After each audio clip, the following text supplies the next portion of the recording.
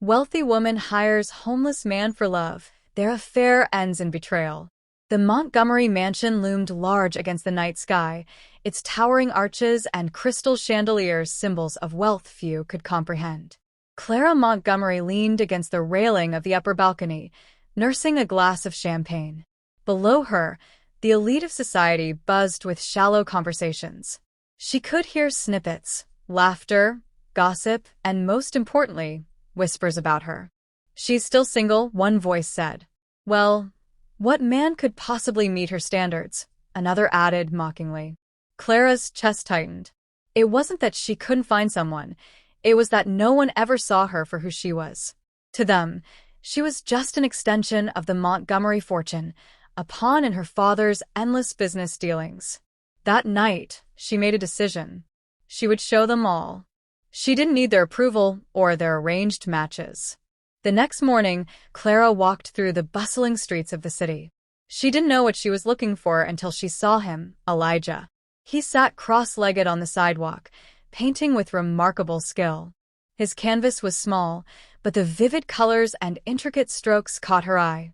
His clothes were worn, and his hands were rough, but there was an undeniable grace to him. Clara approached, her heels clicking against the pavement. "Excuse me," she said, her voice soft but firm. Elijah looked up, his piercing blue eyes meeting hers. "If you're looking to buy, it's $20. Clara hesitated. "Actually, I have a different proposition." He raised an eyebrow, clearly skeptical. "I'm not interested in charity." "It's not charity," she insisted. "I need someone to pose as my boyfriend for an event. I'll pay you generously." Elijah chuckled bitterly. "Let me guess. Rich girl needs a pet project to shock her parents." Clara's cheeks flushed, but she stood her ground. "It's more complicated than that." After a long pause, Elijah sighed. "Fine." One night, no strings attached, the night of the charity ball arrived, and Clara's family was stunned when she entered the grand ballroom with Elijah on her arm. He wore a tailored suit she had bought for him, and his transformation was nothing short of remarkable. Clara introduced him with confidence, and Elijah played the part effortlessly.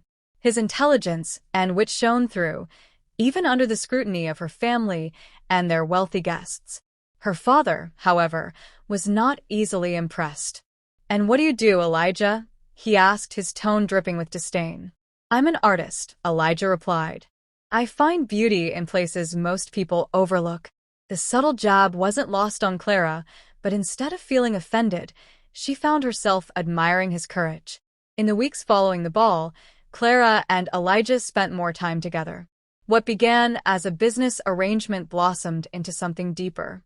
Elijah took her to his favorite spots in the city, hidden parks, small art galleries, and quiet coffee shops. For the first time in her life, Clara felt free. With Elijah, she could be herself, not the polished heiress her family expected. One night, as they sat by the river, Elijah shared his story. He had once been a promising artist, but after losing his wife in a tragic accident, he spiraled into grief and lost everything. "I stopped painting for years," he admitted, "until I realized it was the only way to survive." Clara reached for his hand. "You're stronger than you think." What Clara didn't know was that Elijah had an ulterior motive. He wasn't just a struggling artist, he was also working with a journalist friend to investigate her father. Charles Montgomery, Clara's father, was suspected of embezzlement and other illegal activities.